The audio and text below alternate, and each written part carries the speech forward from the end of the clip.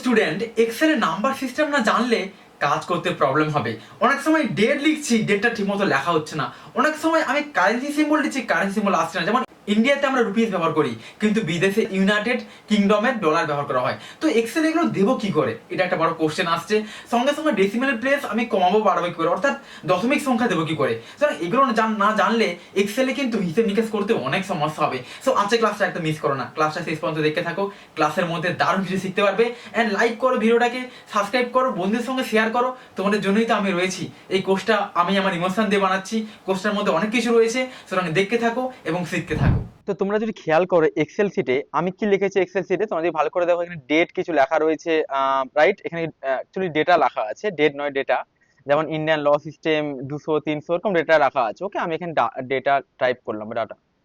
তোমরা এরকম তৈরি করে প্র্যাকটিসটা করবে। আমি এই শিটটা তোমাদেরকে নিচে শেয়ার করে দেবো, যেখানে তোমরা গিয়ে প্র্যাকটিসটা করতে পারো।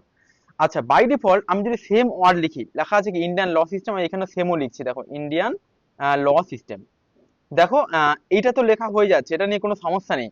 বাট আমি সেকেন্ড যেটা লিখছি সেটা কিন্তু অ্যাকাউন্টিং ফর্মেটে কাজ করব। অ্যাকাউন্টিং ফর্মেট আমি এখানে 200 দিলাম যেমন আছে, কিন্তু আমি যদি অ্যাকাউন্ট সিস্টেমে কাজ করি, মানে ধরো আমি হিসাব নিকেশ করছি, তখন এটা মনে আছে 200 পরে ডবল জিরো থাকবে। তো তুমি কিভাবে লিখবে? তো এক্সেলে বাই ডিফল্ট আমি কিন্তু এটা সিস্টেমটাও করা আছে। আমরা চলে যাব হচ্ছে, দেখো হোম ট্যাবে রয়েছি এবং মাউসটা নিয়ে আসবো ঠিক এইখানে নাম্বার গ্রুপে। আমরা এই গ্রুপে রয়েছি, ওকে, নাম্বার গ্রুপে। এবং এখানে জেনারেলে ড্রপ মানে এখানে অ্যারোতে ক্লিক করলে আমাদের সামনে ডিফারেন্ট ডিফারেন্ট কিন্তু দেখতে পাচ্ছ অপশন এসে যাবে। ওকে, তো তোমাদেরকে বলছিলাম যে 200 লেখা, 200 পরে আমি দুটো সংখ্যা দিতে চাইছি, তাহলে কি করব? এই ড্রপের মধ্যে ক্লিক করে আমি লিখবো নাম্বার। যেই নাম্বারে ক্লিক করব অটোমেটিক্যালি তোমরা যদি দেখো 2 এর পরে দুটো শূন্য এসে গেছে, মানে ডেসিমাল প্লেস চলে এসেছে। ওকে, তো এটা খুবই ইন্টারেস্টিং। তারপরে তোমাদেরকে দেখাচ্ছি কারেন্সি। আমি যাবো 3000 টাকা, যেমন আছে 3000 টাকা লিখলাম। কিন্তু কারেন্সি একটু ডিফারেন্ট ভাবে কাজ করে, কেমন জানো? আমি কারেন্সিতে ক্লিক করলাম এবং চলে যাবো জেনারেলে, এবং আমি কারেন্সিতে যেই ক্লিক করব আমার এই সামনে দেখো একটা কি সাইন এসে গেছে, রুপিসের সাইন এসে গেছে। তাহলে এইভাবে তুমি কিন্তু নাম্বারগুলোকে ফরম্যাট করতে পারবে অ্যাকর্ডিং টু ডেটা। তুমি অফিসে কাজ করছো নাকি ব্যাংকে কাজ করছো, সেইভাবে কিন্তু এটাকে টাইপ করতে হবে। সেকেন্ডলি আমাকে ডেট দিতে বলে, আমি এখানে একটা ডেট দিচ্ছি, যেমন ডেট আছে আমি সেম ডেটই লিখি। এবং দেখো কি জিনিসটা হচ্ছে, তোমরা খেয়াল করতে পারবে। তো ক্লিক করলাম এবং আমি জাস্ট ডবলের মধ্যে ক্লিক করলাম, এখানে ক্লিক করলাম এন্ড ডবলের মধ্যে ক্লিক করলাম। অ্যাজ ইউ ক্যান সি এখানে আমি যদি এখন শর্ট ডেট, আমি শর্ট ডেটে ক্লিক করলাম। দেখো কিছু চেঞ্জেস হচ্ছে না, বাট কখনো কখনো না ডেটে কনভার্ট করতে হবে ডেটাগুলোকে, তাই কোথা দিয়ে করতে হয় তোমরা জেনে নিলে। তারপরে লং ডেট, আমি সেম ডেট আরেকবার লিখলাম, যেমনটা দেখতে পাচ্ছ। তো আমি কি করছি, এই যে ডেটা লেখা আছে, ডেটে ক্লিক করার পরে আমি চলে যাচ্ছি ডেটে, এবং এখানে আমি ক্লিক করে এটাকে লং ডেট করছি। লং ডেটের সুবিধা কি হবে, এই ডেটের সামনে ওই ওই দিনটা কি বার ছিল সেটা কিন্তু তোমাকে দেখিয়ে দেবে, যে স্যাটারডে বা শনিবার। এখানে 18 এপ্রিল 1998 ছিল কিন্তু। ওকে, আচ্ছা, টাইম লেখার জন্য কি করে? টাইমের জন্য কোনো সূত্র নেই, তুমি এরকম যা লিখবে প্রথমে টাইমের ঘন্টা দেবে, তারা কোন সাইন দিয়ে কত মিনিট বা কত সেকেন্ড তোমরা এটা টাইপ করতে পারবে। ঠিক আছে মেনলি। আচ্ছা, এবার পার্সেন্টেজ, আমি চাইছি যে আমার 5 এর পরে পার্সেন্টেজ অ্যাড হয়ে যাক। তাহলে আমি জেনারেলে যাবো এন্ড এই নিচে দেখো লেখা রয়েছে, দেখো টাইমের পরে পার্সেন্টেজ, পার্সেন্টেজে ক্লিক করবে। তো দেখো অটোমেটিক্যালি পার্সেন্টেজ চলে এসেছে। এবার এখানে 500.00 এসে গেছে। এটা কেন আসে সেটা তোমাদেরকে আমি পরে বলবো। আর তুমি এটা কমাতেও পারো, তুমি একটা কাজ করতে পারো, এখানে ফরওয়ার্ডে একবার ক্লিক করতে পারো এবং 5 এর পরে দুটো জিরোকে তুমি কেটে দিতে পারো। ঠিক আছে মেনলি, তাহলে আমাদের কিন্তু একটা জিরো আসবে, মানে 5.00। তো তুমি যদি খেয়াল করো এইভাবে নাম্বার সিস্টেমে কাজ করা সম্ভব। তাহলে প্রথমে যদি দেখো এটাকে নর্মাল ডেটা, এটাকে আমি নর্মাল ডেটা বলে দিচ্ছি, বা ডিফল্ট ডেটা টাইপ বলতে পারি। কোন সেকেন্ডটাকে আমরা কি বলতে পারি, সেকেন্ডটাকে বলতে পারি অ্যাকচুয়ালি নাম্বার। ওকে, নাম্বার এটাই বলবো, যেখানে আমি কি করতে পারছি, যেখানে আমি ডেসিমাল প্লেস নিয়ে আসতে পারবে কিন্তু। ওকে, আমি ডবল দেখি আমার নাম্বার রয়েছে। ওকে, তারপর এটাকে আমরা কারেন্সি বলি, আমরা কোন ডেটাকে কারেন্সিতে কনভার্ট করতে পারি, ওকে, নাম্বারকে। তারপরে ডেটে কনভার্ট করতে পারি, তারপরে আমি লং ডেটে কনভার্ট করতে পারি, এটা লং ডেট, রাইট, এটা টাইমিং। এবং লাস্টেরটা আমরা পার্সেন্টেজে কনভার্ট করতে পারি। ঠিক আছে, তো এইভাবে ডেটাগুলোকে আমি কিন্তু আরামসে কনভার্ট করতে পারি।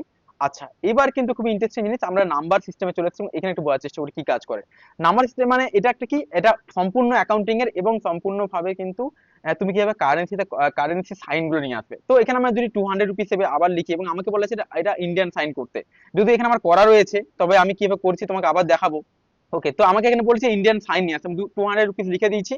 এবং আমি চলে আসবো এইখানে, দেখো এই নাম্বার গ্রুপে আছে, এবং এই যে মেনুটা আছে এটা হচ্ছে কি কারেন্সি সিম্বল। এখান থেকে আমি ক্লিক করে ডিফারেন্ট ডিফারেন্ট কারেন্সি সিম্বলে কনভার্ট করতে পারবো। ঠিক আছে, যেমন আমি ইংলিশটা ক্লিক করলাম, এটা আমাদের কি হয়ে গেল, ইন্ডিয়ান হয়ে গেল। তারপরে আমি 300 নিলাম, এটাকে আমি অন্য কারেন্সিতে কনভার্ট করবো, অন্য দেশের। তো আমি ক্লিক করি ইউএস ডলার চাইছি, তো এখান থেকে আমার দেখো ইউএস ডলার রয়েছে, দেখো ইংলিশে ইউএস ডলার।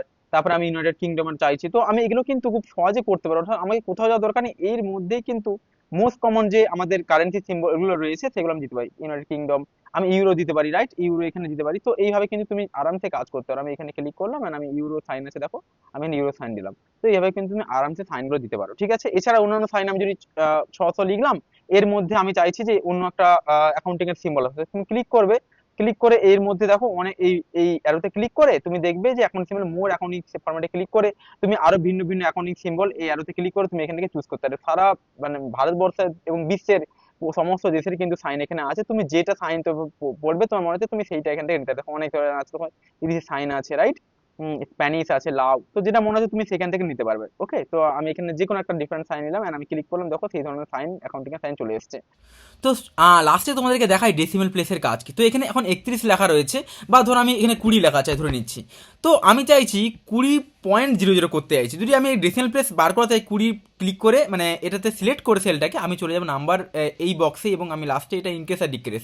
আচ্ছা, ইনক্রেস করলে কি আমাদের কিন্তু 0 পরিমাণ বাড়বে, অর্থাৎ 20-র পরে প্রিসাইজ ভাবে ক্যালকুলেশন করার জন্য বাড়বে। আমি ক্লিক করলাম, দেখো আমাদের কিন্তু ইনক্রেসে ক্লিক করলাম, দেখো কি হচ্ছে, দেখো আমাদের কিন্তু দেখো পয়েন্টটা এখানে অটোমেটিক্যালি বেড়ে যাচ্ছে, দেখো 20.00।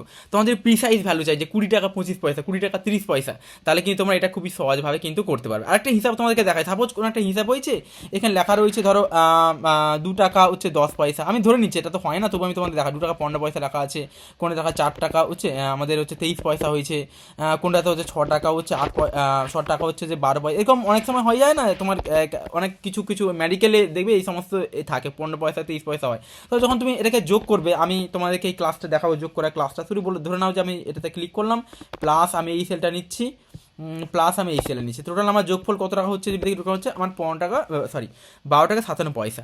তো আমি চাইছি এটাকে 13 টাকা করবো, তো 12 টাকা 57 পয়সা আমি কারো কাছ থেকে নিতে পারবো না।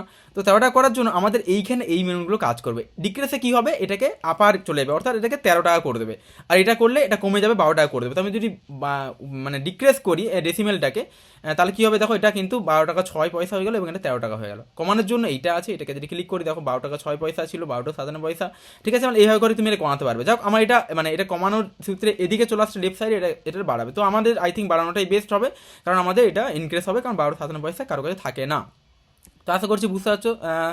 তোমাদেরকে নেক্সট আমি তোমাদেরকে দেখি বন্ধুরা, সেটা হচ্ছে এইটা হচ্ছে অ্যাকাউন্টিং সিম্বল, তোমরা এখান থেকে অ্যাকাউন্টিং করতে পারো, যেটা আমরা একটু আগে এই যে এখান থেকে করেছিলাম, ক্লিক করে লাইক, হ্যাঁ না, আমরা এইখানে কি একটা করবো, এইটাকে যদি করতে চাইবে এই নাম্বারগুলোকে সিলেক্ট করবো, অ্যাকাউন্টিং সিম্বল কনভার্ট করেন, জাস্ট এখানে মধ্যে ক্লিক করবে। এটা কি বলতো, ব্যাঙ্কিংয়ে খুব ইউজ হয়, এটা কমা স্টাইল বলা হয়। ক্লিক করে দেখো এই 0 এটা অটো 25,000 টাকা, দেখো 25 পরে কমা পড়েছে, মানে তাহলে কি একটা অ্যামাউন্টিংটা ভালোভাবে বোঝা যাচ্ছে কিন্তু। তো এইভাবে তুমি কিন্তু নাম্বার সিস্টেমের আইডিয়াটা করতে পারো। পার্সেন্টেজ তুমি এখান থেকে করতে পারো, আর চাইলে পার্সেন্টেজ অ্যাকাউন্টিংয়ের ভেতরেও পার্সেন্টেজ রাখা আছে, তুমি এখান থেকে কিন্তু পার্সেন্টেজটাকে নিতে পারো, ঠিক আছে মেনলি। তো এইটা হচ্ছে নাম্বার গ্রুপের কাজ। তো আশা করি তোমরা কাজটা বুঝতে পারছো এবং ভালোভাবে কাজটা করতে পারবে, ঠিক আছে।